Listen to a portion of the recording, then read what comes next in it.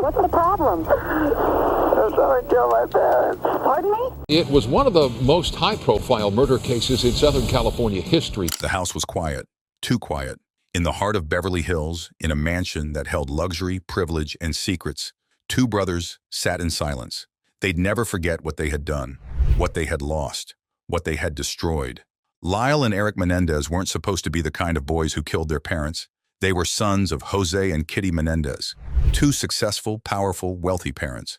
Jose was the tough-minded businessman, a self-made millionaire with a booming career in the entertainment industry.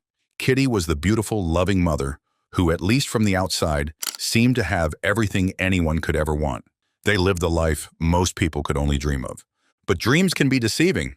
It started with shots, one after another, a deafening roar that shattered the silence in the grand Beverly Hills estate. The smell of gunpowder filled the room. The once impeccable house was now a crime scene. Blood soaked the walls, the furniture, and the floor. Jose was shot point blank in the back of the head. Kitty didn't go as easily. She ran, or at least tried to. Were they shot? Were they shot? Yes. But her sons made sure she didn't get far. They shot her in the leg, the chest, her arms. She stumbled and fell, her blood spilling across the marble floor. They finished her there with a shot to her face. And then they left. The brothers walked out of the house like nothing happened, like their parents weren't lying dead in the room they'd grown up in. They left the horror behind and pretended that everything was normal. They didn't rush. They didn't panic. They went to the movies. They watched Batman in the cool, dark theater while their home was soaked in blood. When they came home, they called the police. Lyle's voice trembled as he screamed into the phone, "Somebody killed my parents!"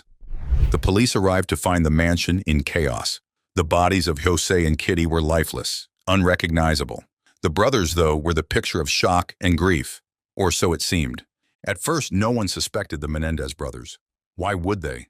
What reason would two young men, privileged, successful, loved, have to brutally murder their own parents? There had to be another answer, a darker story that would explain such a horrific act. The police leaned toward the theory that Jose's business dealings had caught up with him.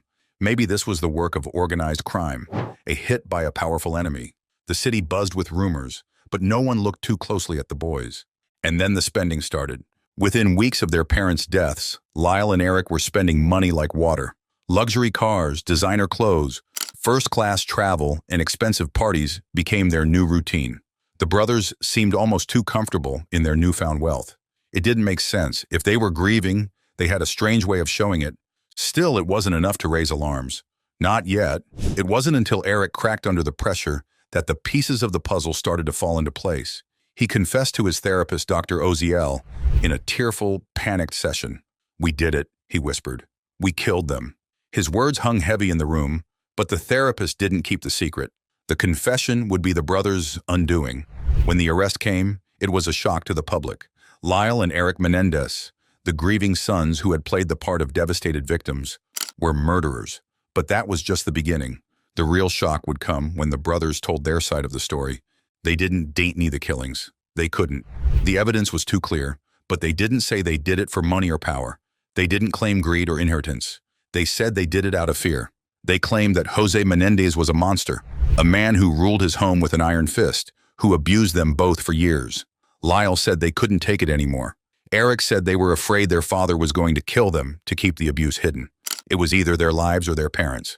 For the first time, the world saw a different side of the Menendez family. Jose, the successful businessman, was painted as a tyrant. Kitty, the loving mother, was described as neglectful, unstable, a woman who turned a blind eye to her husband's abuses. The brothers said they had no choice but to defend themselves. They were scared. They were broken. They were pushed to the edge. But were they? The jury struggled to decide. Was this a case of self-defense? Or were these two sons simply driven by greed and the desire to rid themselves of their controlling father? The brothers' lavish spending spree after the murders didn't exactly help their case. There are people, a great number of people, who think that you two are spoiled brats. It looked less like fear and more like a desire to enjoy their parents' fortune. The first trial ended in a hung jury. Some believed the abuse story, others saw right through it. The second trial, however, didn't end in a split. The brothers were convicted of first-degree murder. Life in prison without the possibility of parole. Their once lavish lives were reduced to a cell. Their future, gone. In the end, it wasn't just about what the brothers did, but about what the world wanted to believe. Did people want to believe that two young men could kill their parents for money? Did they want to believe that behind the walls of that beautiful Beverly Hills mansion was a world of pain and suffering so intense it drove two sons to murder? Even now, years later, the debate continues. Some still see the brothers as victims, young men pushed to the brink by a father who tormented them and a mother who let it happen. Others see them as cold-blooded killers, spoiled by wealth and consumed by their own desire for freedom. The truth, like so many things, is tangled somewhere in the middle. The Menendez brothers will never walk free again. They'll never see the outside world, never touch the wealth they once craved so much. The mansion, the cars, the parties, it's all gone now, lost in the wreckage of a family destroyed by secrets and lies. But the horror of that night, when two brothers turned their guns on their own flesh and blood, still lingers. It whispers in the walls of the empty Beverly Hills home, a place where love turned to terror, where dreams twisted into nightmares. A house where no one could ever imagine how far the darkness had reached until it was too late. And perhaps the scariest part? No one saw it coming. Lyle and Eric Menendez were the last people anyone would suspect. They were young, handsome, seemingly close to their parents. They had everything: money, opportunity, a bright future ahead. Their family appeared to live the American dream, but that dream was a facade, hiding a nightmare of abuse, fear, and lies. Hello, this is police department. Yes. Okay, I want you to come outside. Okay, just come out the front door and I gotta get my brother. After the verdict, some couldn't shake the feeling that justice was complicated. Were Lyle and Eric victims or cold-hearted killers? The media portrayed them as both, depending on the day. Some saw their actions as monstrous, two boys driven by greed who slaughtered their parents in cold blood. Others were haunted by the possibility that the abuse they claimed was real, that they lived in terror, with no escape from their father's control. But there would be no happy ending for the Menendez brothers. In their orange jumpsuits, far from the luxury they once enjoyed, they became figures of both sympathy and scorn. They would never know freedom again, no matter the truth. The trial ended, but the questions didn't. People still debated, whispered about what really happened behind the walls of that mansion. What really pushed them to commit such an unthinkable act? What if the story was more complex than anyone could know? The years went by, and the world moved on. But in every now and then, when the case was brought back into the public's eye, through documentaries, books, or even social media, people remembered.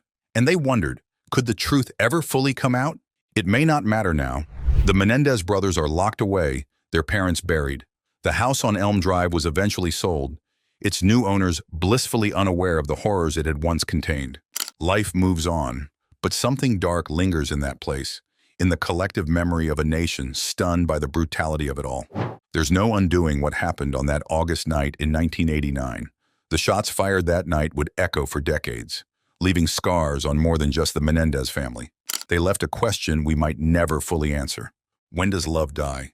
When does it twist into something so terrible that two sons can take the lives of the very people who gave them theirs? No one saw it coming, and no one saw how far it would go, how deep the darkness could run in a family. Even now, all these years later, the story of the Menendez brothers ends with that same cold, hard question. It doesn't end with justice. It ends with silence.